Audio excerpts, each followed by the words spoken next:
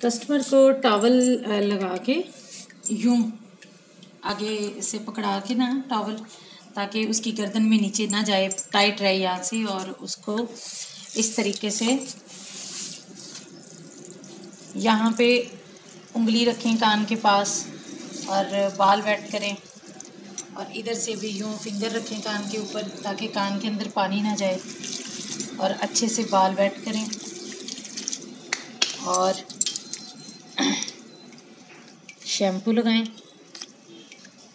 Shampoo कुछ इस तरह से लगाएं, इक्वल, कहीं कम कहीं ज़्यादा ना हो, इक्वल शैम्पू लगाएं। और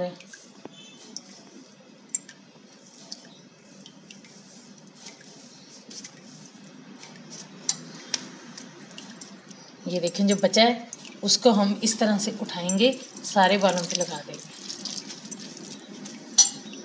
सर को उठाना है लेकिन वज़न अपने हाथ पे रखना है।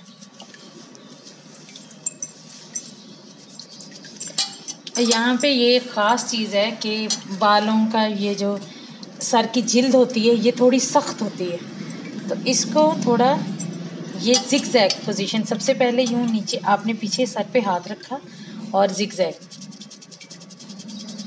सेंटर और फिर साइड्स, इसी तरह से